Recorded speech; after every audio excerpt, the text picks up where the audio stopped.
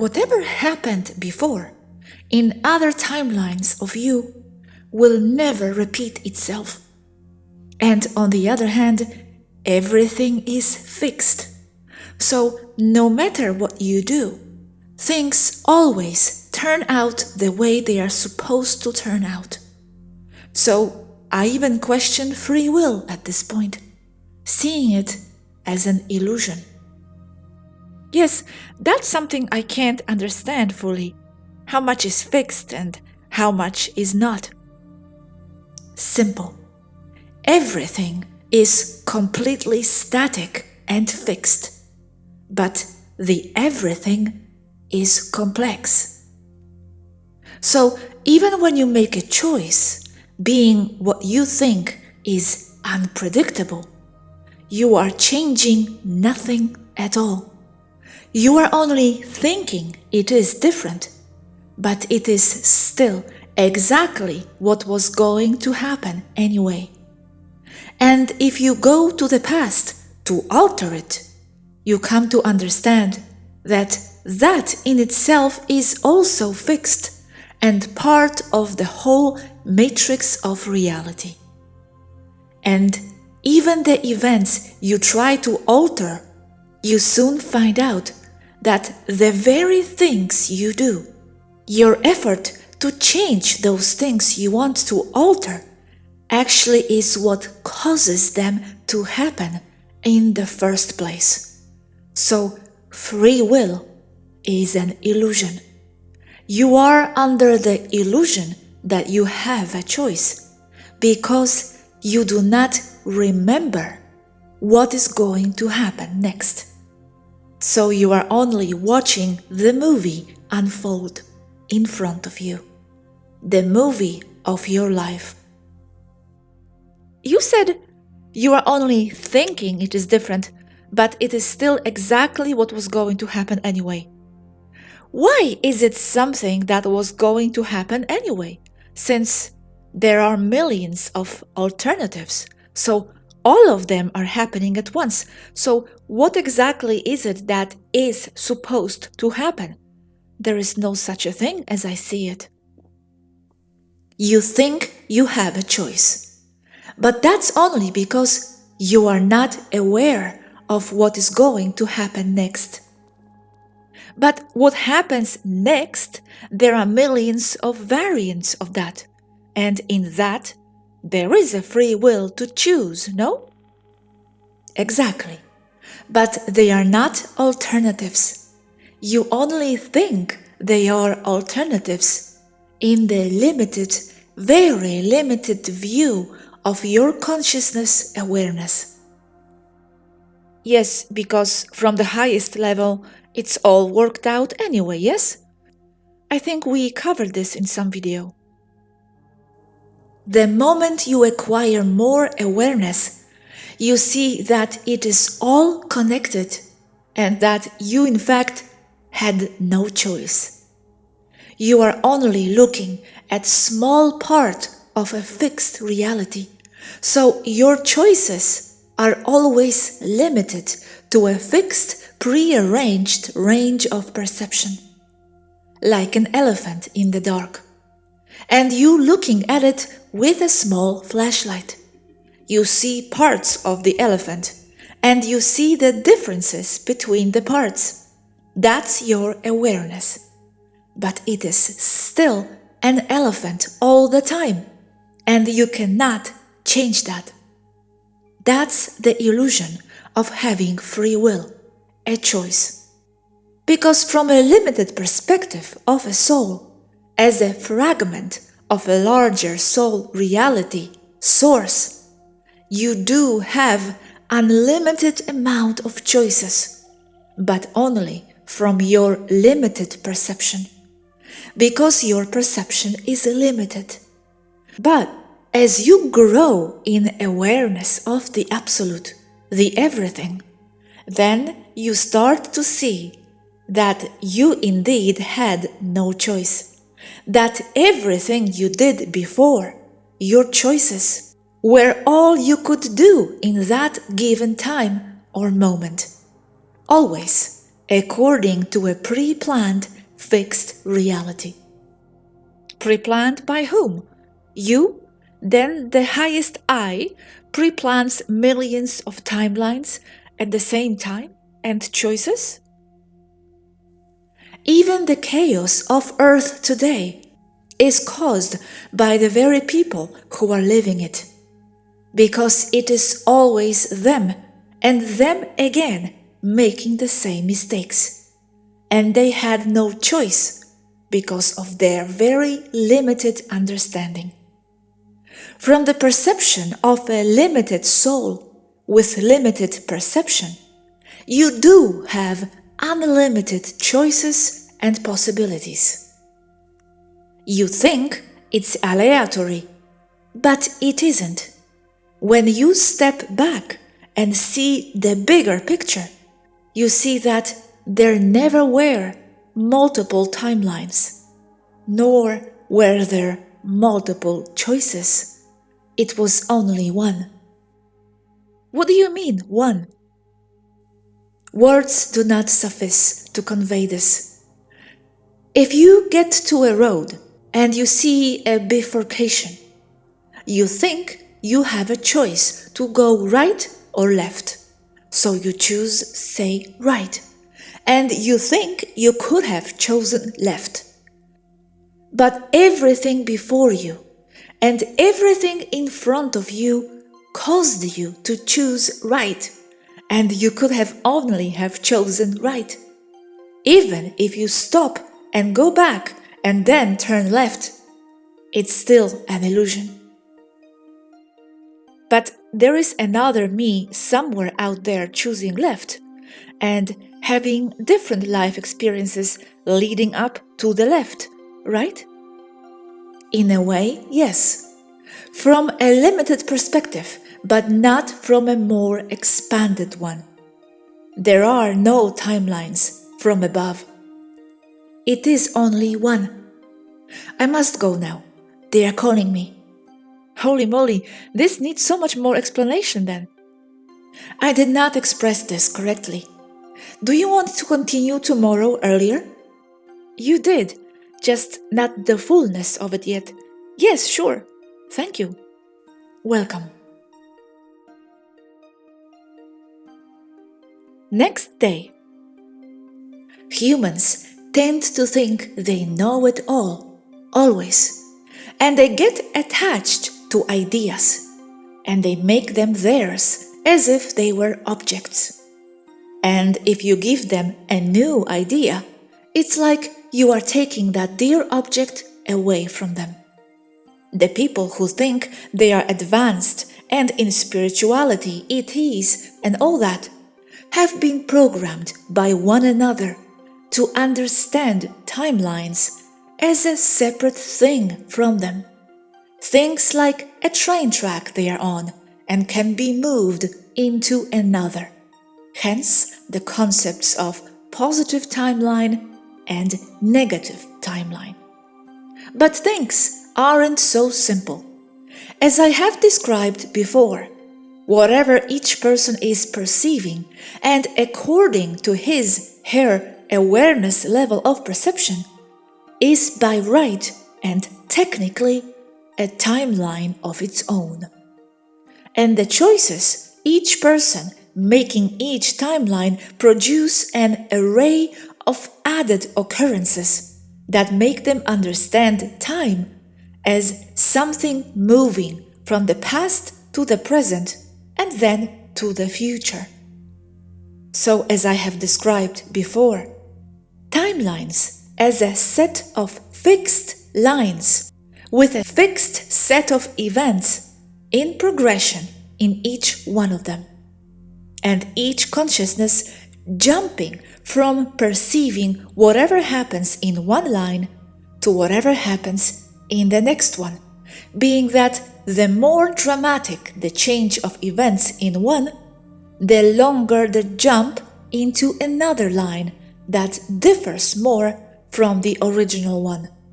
Hence, the term quantum jump. Being or understanding that the lines that are closest together as the most similar among each other, and the more they are apart, the more they differ. This is still a crude analogy using lines, but I had to use something to describe it all. Now, moving along to another subject that converts into this one: history. It is said that history is a set list of events in a chronological order. But history was written by the victors and the people in power, always.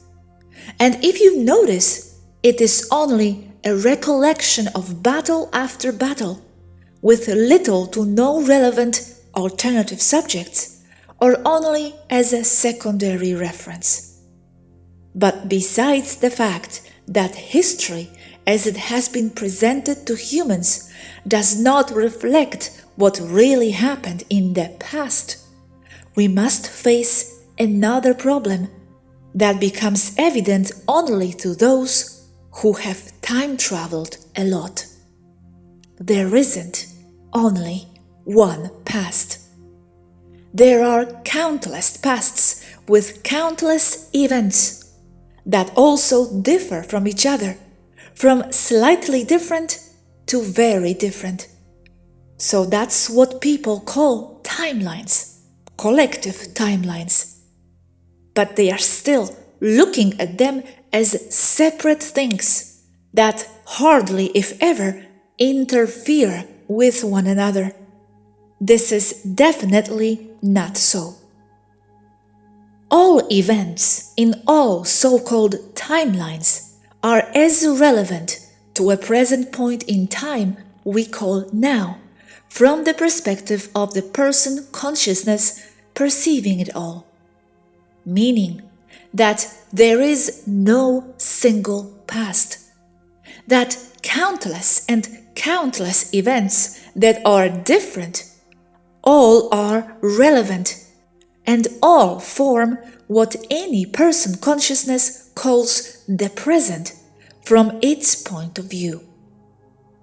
In my mind's eye, coming back to the parallel line example I have previously used, I see countless, in the billions and more, timelines converging into one single point where they all touch, like a black hole bending everything into it, all into one single point that is moving along at its own rate, speed, and intention. And all the previous timelines converging into it form what it is as a time singularity point. And in turn, again, the same countless billions of timelines represented as parallel lines in a graph come out of that singularity point and disperse in front of it in what you could call the future.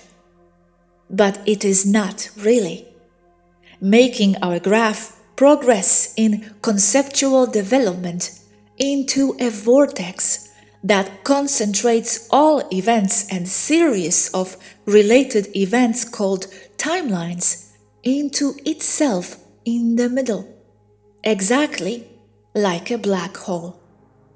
But then, this image is not right either, as it represents a flat surface above. It should be a sphere. A three-dimensional hole is a sphere. That's a two-dimensional hole in the image. So everything is coming out of that singularity point that is in fact creating it all. It is formed by the choices and the data it has perceived in its past as a personal perception, and with that, it perceives the ever-elusive present and forms the possibilities of choice to form what it would call its future. That singularity point is a person consciousness, a person, sentient being, knowing it exists. It may not know anything. The secrets of the universe escape from it. But all it does know is that it exists.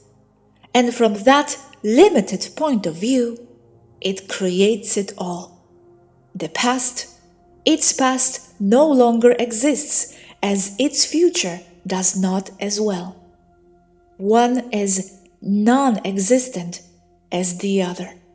To believe in one's past as something inescapable and impossible to change is as unreal as to think that the future is also as set in stone. Both are malleable. Both are as uncertain as the other, as they are one. The only thing that defines one from the other is an idea in the subject's mind. This point above is perfectly valid from the point of view of someone, a consciousness, having an experience, perceiving a sequence of events he or she calls time. So from this point of view, there is free will. So much free will that you can also change your past.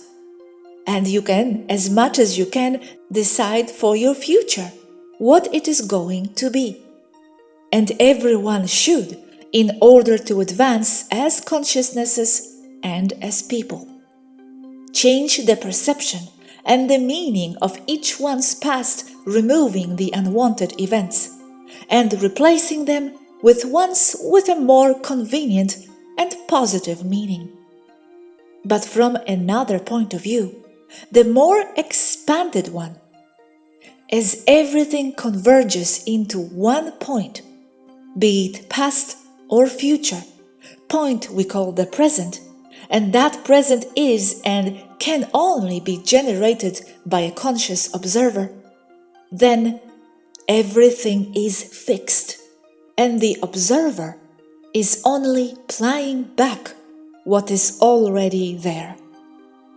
But as you have infinite choices, even if they are all fixed, that would mean or would be equivalent to having complete utter free will, and valid as described above.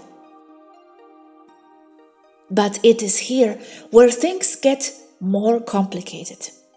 Because, as I mentioned above, timelines are really not separate sequences of events. A subject jumps from one to another to create a personal story, personal timeline of events. All events we could call from different timelines, both the closer ones and most similar to the further ones and more different, all interfere with one another all the time. An event in what we could call another timeline shapes the events in this one perceived and in all others, and vice versa. So all events we call aleatory, without explanation, freaky, or more commonly taken as life, as things that just happen, and we all take for granted that they all must have a logical cause, have their cause and roots in another set of timelines. They all converge. All the events in all timelines converge into one single spot, as described above. So, in block, all together, they are forming one massive single timeline. So massive, it encompasses the absolute, the everything, and that would necessarily mean it cannot only flow in one perceived direction. Hence, my former description of time as an ever-expanding and contracting sphere made up of countless billions upon billions of timelines. Meaning, time flows in all directions and reversed as well, and that is equal to stillness, to no time at all.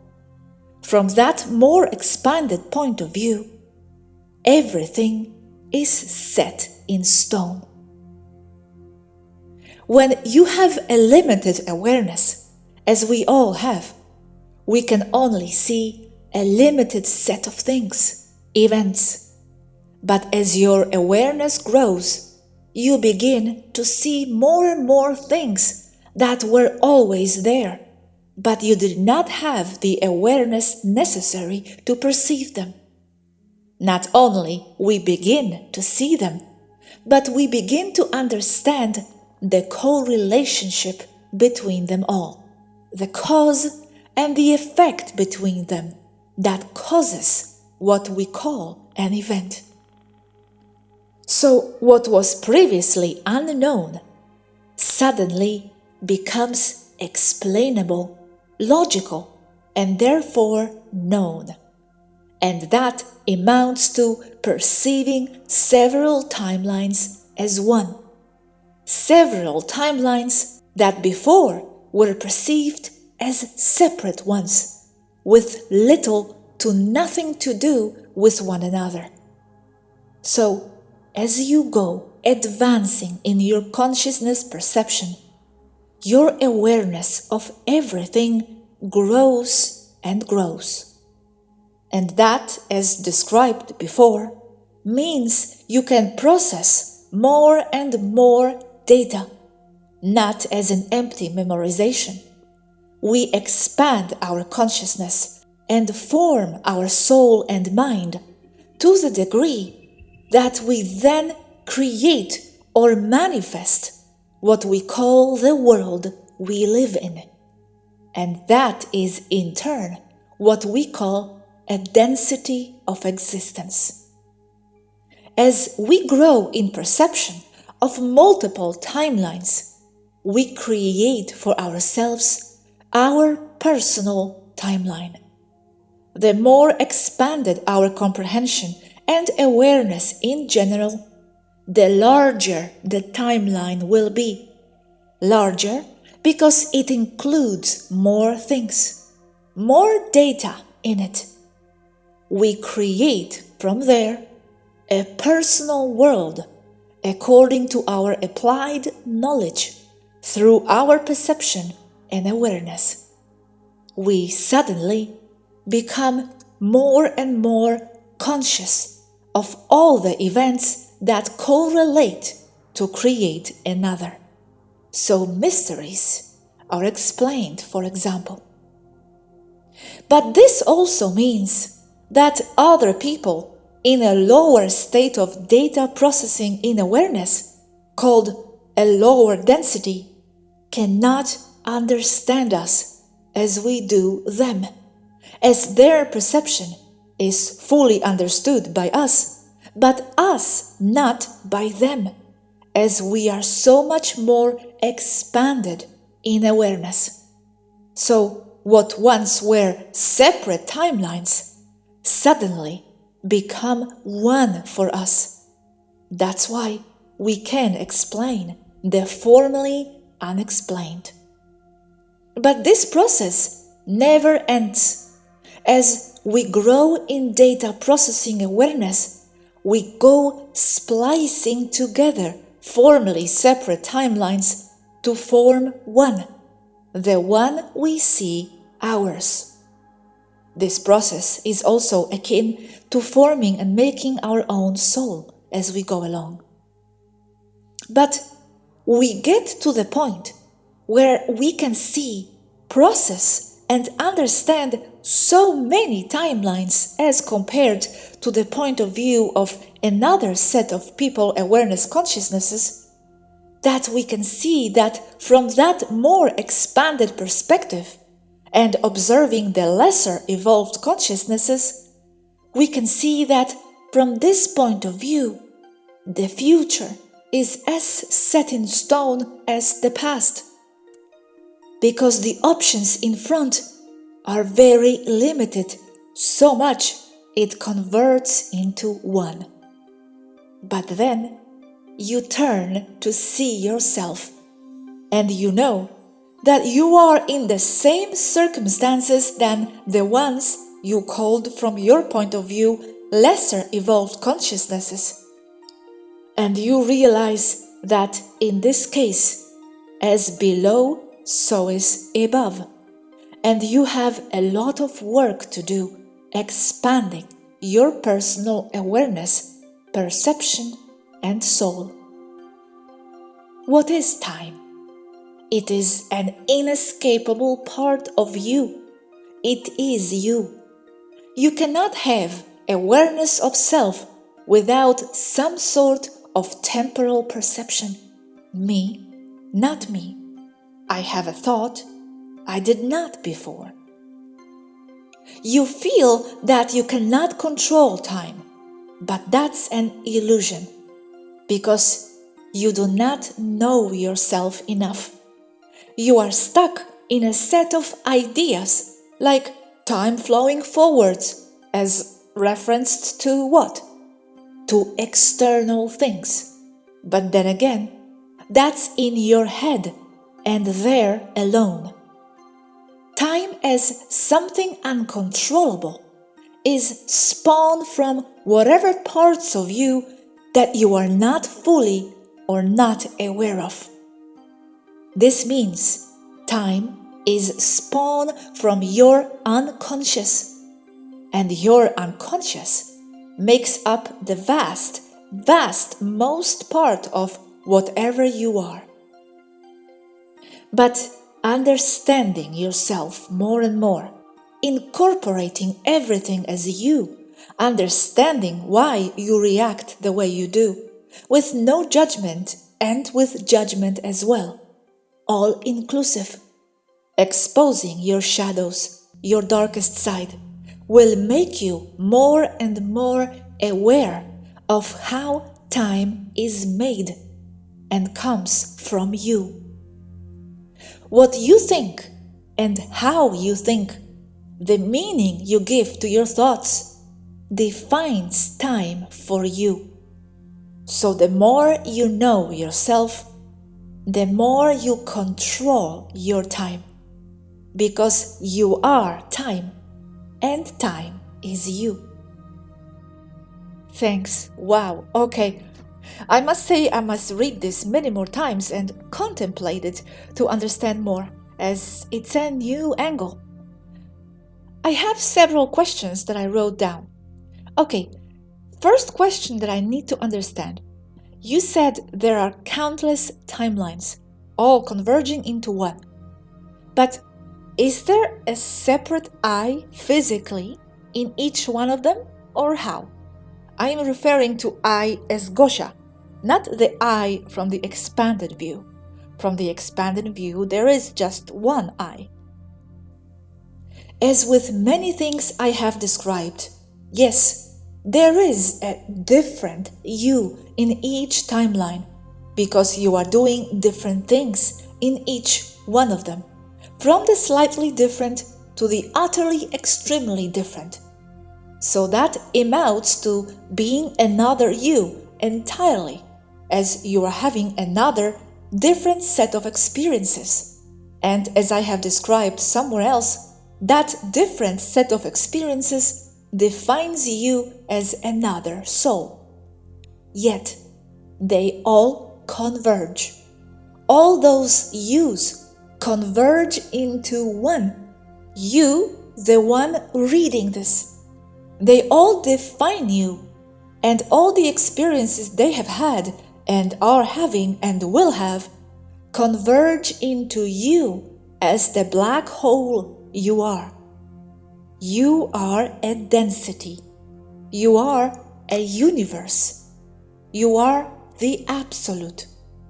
Everything else, especially what you call other people, are just you in another timeline that differs from the one you perceive as yours.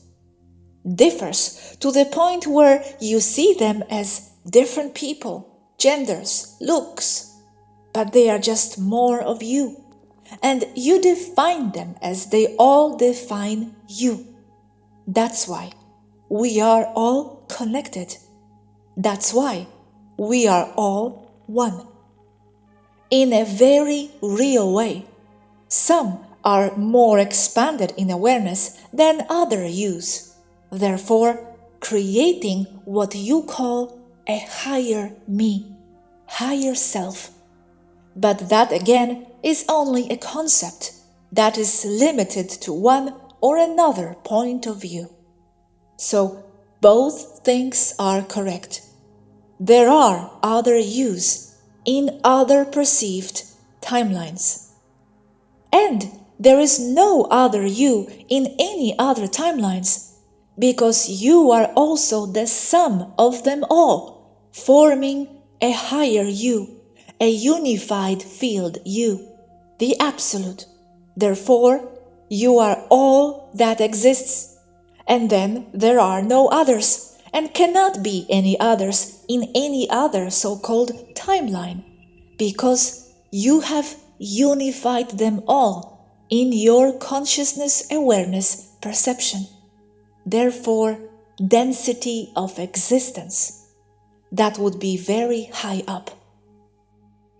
Why all of them converge into me that is reading this, and not me that is reading this converging into some other Gosha elsewhere not reading this but cooking? From her point of view, they converge into her. From yours, they converge in you.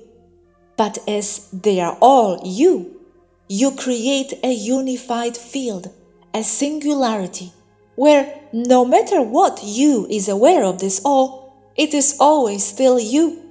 Therefore, all converging into you and you alone.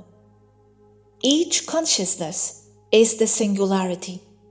Each sentient being. They are it. They all are one. Each one is creating its own universe and the ultimate universe. All connected, all being one. What are different people? They are all ideas created by themselves, by the one. You are the one, the unified field. We are standing waves and idea. That's what we all are. We are all one idea we had. Yes, okay. Now, you said, it all comes out of one singularity point, consciousness of a person, but then it also converges into one. So it comes out of one and converges into one. There's nothing but oneness on both ends then. It is all ideas. They are all ideas. The idea that something was past will make it converge one way. The idea that something is in the future will converge in another way, and all the variants in the middle. In the end, this line analogy is a linear graphic attempt to illustrate something inillustratable. Simply expressed, everything, past, present, and future, are ideas being generated by consciousness awareness, that is you. Understood. Now, this question, you said it's all malleable, even the so-called past. The events are all malleable. Then, why is the free will the illusion if the events are malleable by the consciousness observer? Because from the higher level up, still that too is established, each choice? From one point of view, from the lower points of view, there is free will. But as you expand in your awareness, you begin to understand that you could have only acted the way you acted, because as your awareness expands, you realize why you have lesser and lesser choices from one or another particular situation you are proceeding from. Why lesser and lesser? Why you could have acted only in that way? Because from a lesser point of awareness, you see many choices, free will, and you think that you can change things.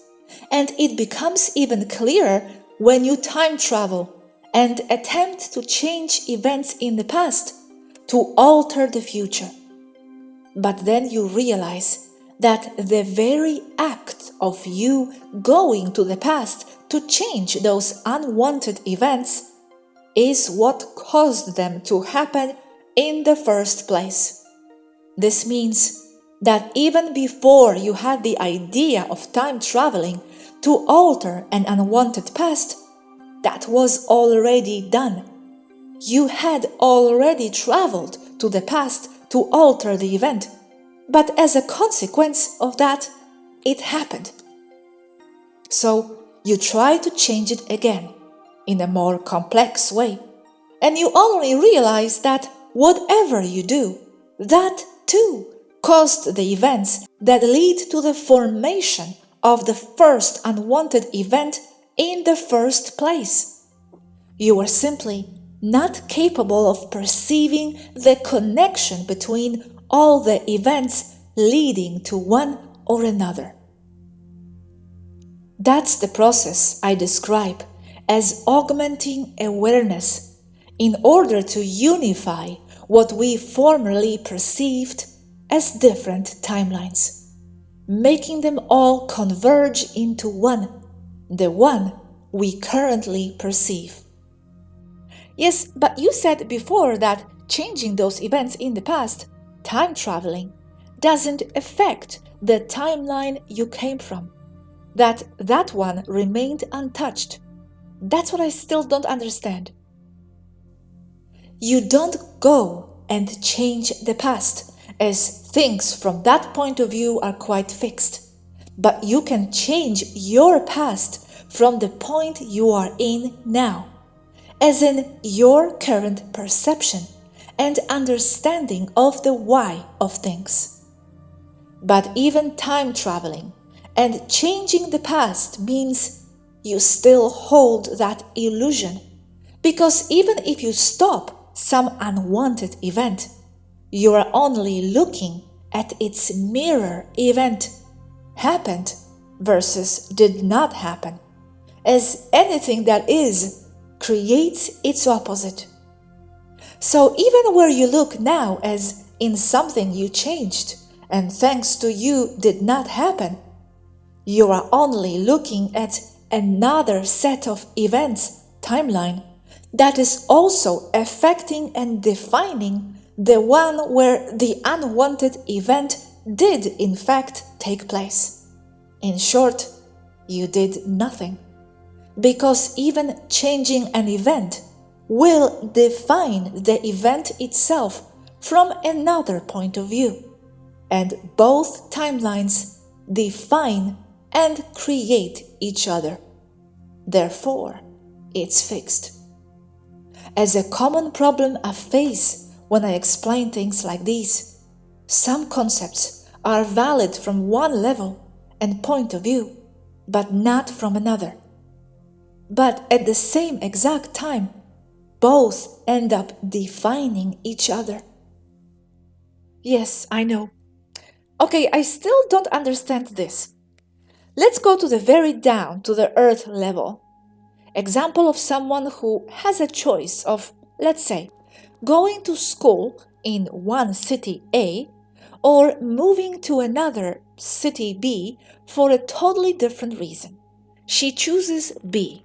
Why, according to this, going to the city B is the only thing she could have done, if as easily she could have chosen the other path, as viewed from her perspective. But her free will took her to the city B, or not? What made her decide going to the city B? And why was it the only thing she could have done? Because she had a choice, and each one defines each other, and the other, her, is passing along information to another at the quantum level, defining each timeline. And yes, as seen from above, all events converge into her not having any other choice but to be doing what she is doing exactly. But this from the point of view of herself now, in the city B, as is for the other one, who went to school in the city A. They all pass the information to one another. Not only those two, but countless billions of others as well, forming what she calls herself. What types of information? Perception, experience of the kind that goes defining a soul. What forms a soul? Wait, so from the point of view of herself in the city A, if she chose that too was the only option she could have done? Yes. Then, wait a second. Then we have millions of free choice decisions at the end, even though all of them are the only ones we could have taken for ourselves. From one level, yes, but only because you are not aware of other things that converge to create what you call reality. The minute you know, then you unite those timelines as one. And we all do that all the time as we go expanding our awareness. It's a complicated subject for me to understand. I mean, she went to the city B. She could have gone to school, city A. Why was coming here the only thing she could have done? I still don't get it. From one level, she could have done many things, but she did a specific one of them. Why? Why that one? Because all the others converged into forming that one as the only possible outcome due to the added circumstances of all the others together, because they are not isolated. They are all interfering and creating one another. So from above, seeing all the choices and timelines, she could have only done what she did. But she still could have gone to school city A. That could have means that that option was open to take. Yes, but she did not. But could have? You could have been struck by a meteorite, but you have not. The fact that you see one as more probable than the other is only due to the ideas you hold in your head. But the fact that something happens this way and not the other doesn't mean that the other couldn't have happened, and that it was not the option, right? But there was a very specific set of reasons why those did not happen. Okay. And last question I have for now is this. You said all timelines overlap and information is passed, etc. So, strange happenings like people manifesting strange occurrences that seem quite miraculous could have something to do with events in another timeline? Yes, because all the information in all timelines are only one bulk with no present, no past, no future.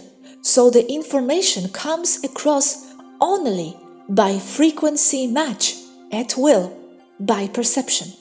So, as seen in history, many different things that happened in the past, say 2000 years ago, from totally different timelines, all converge into one point we call the now.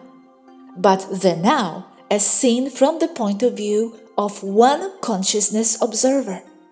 So if King Edward II back in the day slipped and broke his leg, and in another he did not, they all affect the now with the same intensity.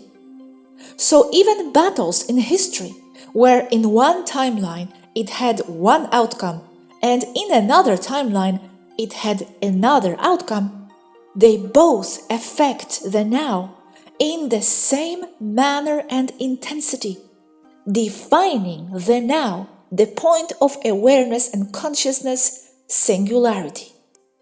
So there is no one past, no correct and incorrect past, only being incorrect from one or another very specific point of view. All possibilities always exist all the time, and they all interfere and define one another, causing one another. Okay, I understand. Still need to contemplate. Are you tired? No.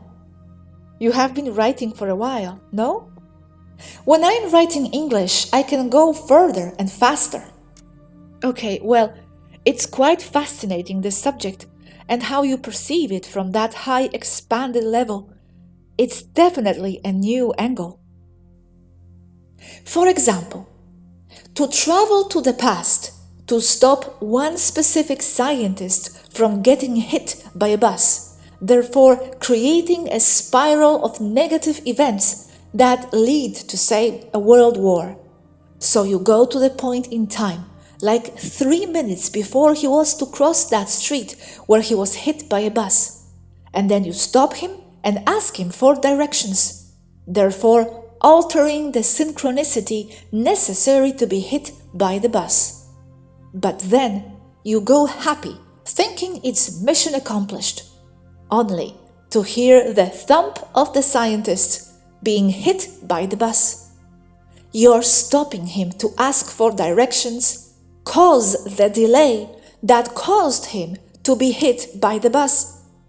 Then you go back a second time and you delay him even more, just to make him get anxious because he is late for work, making him rush again through the street to be hit by the same bus, again causing the very event you wanted to stop. But you didn't really cause it. It was supposed to happen anyway in the first place. Otherwise, there wouldn't be you trying to stop it from happening. This is oversimplified, but it can get extremely complex, where your added and repeated attempts to stop him from being hit by a bus only creates more spirals with the same result.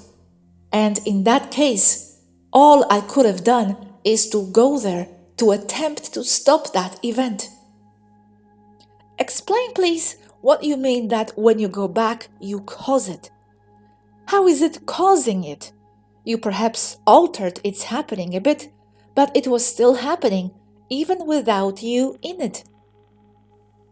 You want to stop an event, so you plot a mission to time travel to stop the event of the scientist being hit by a bus. But you did not realize that the reason why he was hit by the bus is because you already were there trying to stop it, even before you left for the mission in the first place, because everything is interconnected and spirals in complexity. And the more you are aware of the complexity of the why things occur, the more you understand why it is not so simple to change the past. Okay, what a mishmash of the reality we got ourselves. One question.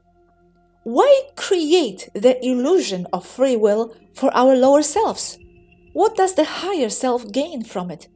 You said above, we are not aware of not having a free will because we simply don't remember what happens next. Then why design it this way? More than why, I would say that the illusion of free will spawns out of our ignoring how things work and what will come next. As when you watch a movie for the first time, you have no idea what will happen in the movie. So all the possibilities and all the choices the actors have are possible for you that is watching. But from a more expanded point of view, the movie is fixed. The events are already set in place, already filmed. It's only you who does not know the plot and the end. So you think there is free will in the movie because you do not know what the characters are going to do. But when you watch the movie for the second time, then you see there is no free will and things are already set in place. But then it is only your personal point of view and awareness perception that determines if there will be or not any perceived free will in the movie. I do need to clarify how the manifestation comes into play with all this though, and the fact that we are creators of the reality. From what level are we the creators then? How are we manifesting then really? How does that tie in here? Manifestation is to bring one possibility towards you using frequency match. Valid from a lower point of view, but from a more expanded one, that whatever you manifested would be only the logical consequence of all what precedes that event. Okay, so in that sense, we do have the game field open then. By adjusting the frequencies, choosing to be certain frequencies, being those frequencies, we bring into ourselves a certain possibility and not the other.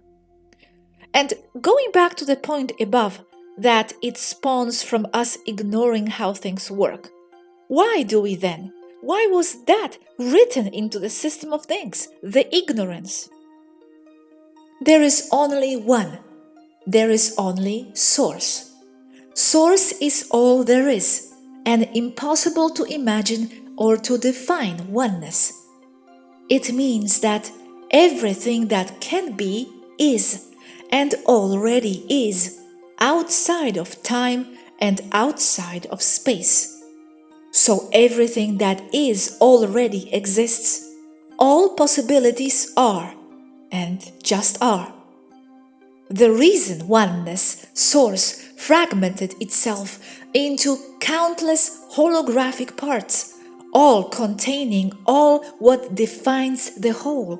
Holographic fragments of Source called souls.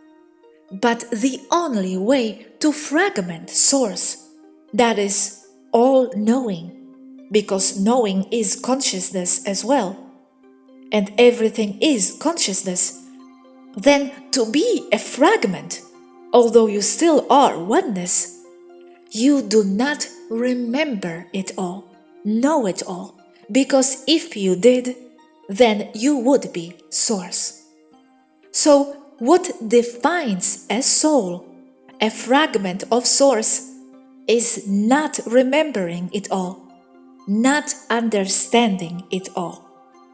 But you still are Source, and your energy, what defines you is to know it all. So that's all a soul wants to do.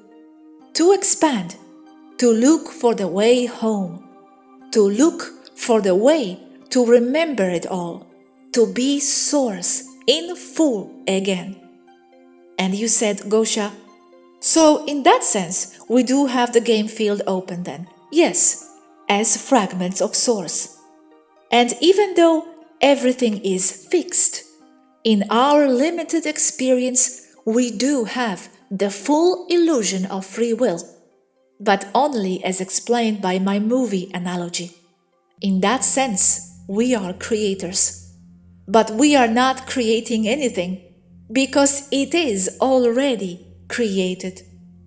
But at the same time, it's not like things are already created.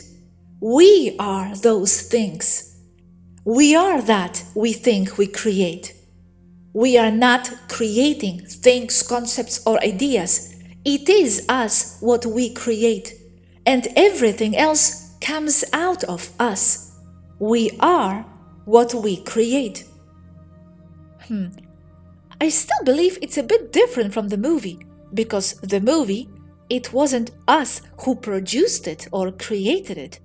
And with our life circumstances, it's all us, from different levels, but still us. No, it was you who created it, as you created for yourself everything else, even the stars above. Because it is you, with your consciousness awareness, with your perception, ethics, and values, who is interpreting that movie in your own unique way. So it is you who is creating the experience of watching that movie, and everything is experience. I didn't create those actors in the movie, Hollywood did. Even the actors, the director and the producer, is only you again in another timeline, under other circumstances. But I know that's only valid from a higher perspective. Who holds the idea of what Hollywood is? Who interprets what happens in the movie, why it interests you or not? Same as you walking down the street. It's an experience, apparently not fully under your control. You did not create that sidewalk, that lamppost, that building, you say. But it is still you who is creating it all in your mind, giving sense to all that so-called potential energy. That's why you call it a building, because in your mind, you hold all the concepts that correlate that thing to a useful object of this or that quality and use. So nothing is really outside of you. It's all in your mind. You are creating all the universe as seen and interpreted by you. And that is as valid as how anyone else sees the universe.